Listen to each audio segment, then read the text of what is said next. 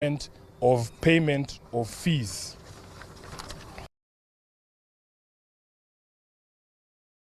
Good afternoon. Is this working? Ladies and gentlemen of the press, we've just had Wait, I don't think the mics is on. Are you ready? Okay. We've just had a Central Committee meeting of the Orange Democratic Movement. You can see the members here. I'll introduce those who are here. The Deputy Party Leader is Tososi. The Secretary General is next to me, Edwin Sifuna, Gladys Wanga, Governor of Homa Bay, and also Chair of the National Executive Committee.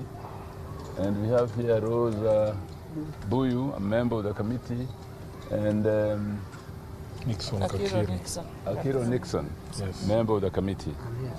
Oh, you're here? Ketoro, also member of the committee. Some members had left because of urgent commitments elsewhere, but we are about how many, 10 people to that effect. But others have gone for some urgent commitment. So the Secretary General is going to read the resolutions that we have arrived at after our meeting, which I'll now give him the opportunity to do. I thank you, Honorable Party Leader. So this is the statement of the Central Committee meeting of 10th January 2025. The ODM Central Committee has had its first meeting of the year this morning, chaired by His Excellency Professor Peter Anyang' Nyong'o, the acting party leader. On behalf of the committee and the entire party, we take this opportunity to wish our members and all Kenyans a happy new year. As you all know, 2024 was a difficult year, and we pray and hope that 2025 will be kinder to all of you. This year, the party will be reaching a significant milestone, celebrating its 20th year of existence. This is also the year that the Africa Union Commission will decide on its next chairperson, and we continue to wish our party leader, whom as you know is contesting the seat, all the best in his quest. We have no doubt that he will bring it home for all Kenyans and for Africa. Given the significance of the year ahead, we want to assure our members and the public at large that ODM shall remain a force for good. We shall remain the foremost defender of democracy with all its attendant freedoms and full participation of the people, transparency, good governance, justice, fairness, and equity.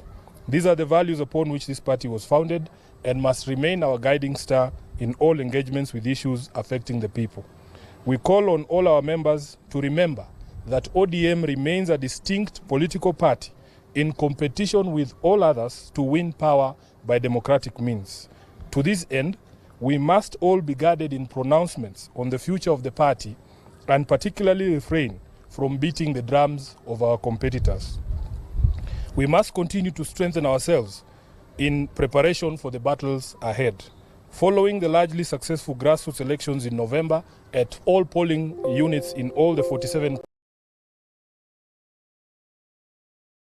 counties, the party received 41 appeals. The cases have been reviewed for merit, with most of them being found to be frivolous. A total of 6 appeals were found to be supported by evidence and will be proceeding to hearing before the party's appeals committee. The Central Committee has therefore this morning seconded His Excellency Abdul Swamad Sherif, the Honorable Rosa Buyu, and the Honorable Abdisalan to be members of the Appeals Committee for purposes of those 6 appeals. Upon conclusion of this process, the National Elections Coordinating Committee shall be announcing dates for elections at ward, constituency, and county levels. The party congratulates all those elected in the various positions and has directed the NECC to issue certificates to successful candidates who fully complied with the rules, including the requirement of payment of fees.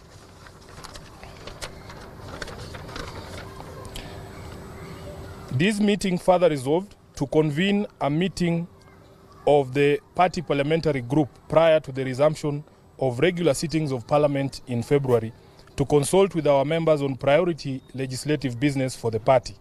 Of foremost concern to the party is the impasse on the mediation on additional allocation to counties and the new formula on shareable revenue proposed by the CRA. We shall be imploring on our members to strongly stand up in defense of devolution and ensure that no county stands to lose in any proposed formula. The party further wishes to express concern over the delays in constitution of the IEBC selection panel that has meant denial of representation for many Kenyans in parliament. ODM as a party is one of the most affected by this continued state of affairs. We are down 3 members in the National Assembly alone, with pending by-elections in Ugunja, Magarini, and 1 nominated member, all which were held by ODM. We are aware there are court orders in place stopping the empanelment and want to urge the judiciary to expedite the resolution of these cases as a matter of national urgency. The by-elections aside, the new commissioners will require time to settle in and begin preparations for the 2027 general election. There is also the question of boundary review, and we feel as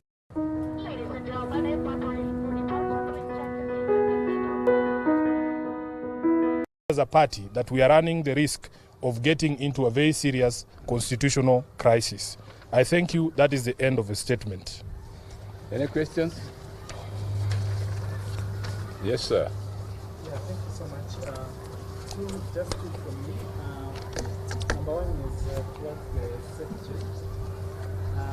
You were recently quoted making a remark in regards to a party position supporting the regime. And you were quoted that even if ODM supports that has nothing to do with the statement we have read, please, Seth. With all due respect, can we address what we have said in this statement? We have made it clear here in the statement that all our members, the SG included, must be guided in the remarks regarding 2027, and that we exist as a political party independent and ready to battle it out for power with all the other existing political parties. I think that should be sufficient. Yes, Eric.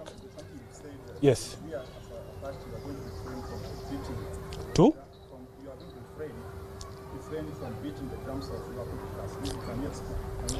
I think it is clear that we are ODM. We should only speak about ourselves and strengthen ourselves in order for us to be able to capture power, which is what all political parties exist to do.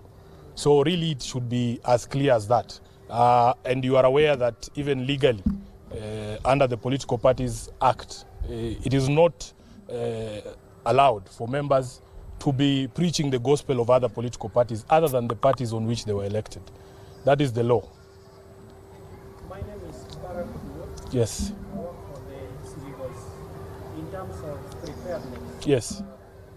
Is ODM prepared? Because Kenyans have been seeing ODM as the alternative party to form the next government. In terms of your preparedness for the 2027 have we seen ODM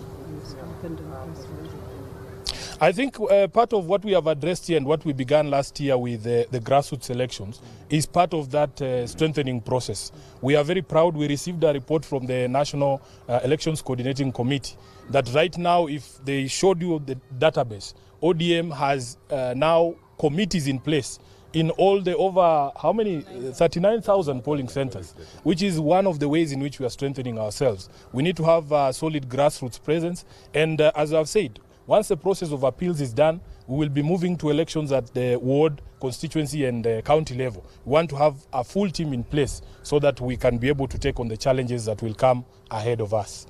I think that should be sufficient. Yes? Yes.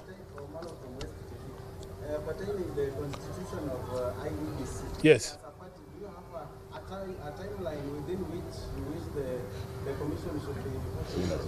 It is not in our hands because, as we said, there is a court order, I think, that was secured from a court in Kiambu, stopping the empanelment of that selection panel. What we have urged in our statement is that the judiciary now needs to consider this a national emergency and make sure that they resolve those cases as quickly as possible. In fact, the Chief Justice should give priority to those cases so that we can be able to resolve all the questions and have a panel in place, as we have said, because these commissioners who will come in will require time to settle in and to acclimatize and to also get the preparations for that election of 2027 going. Thank you very much. Asante sana. Mungu awabariki. Yeah.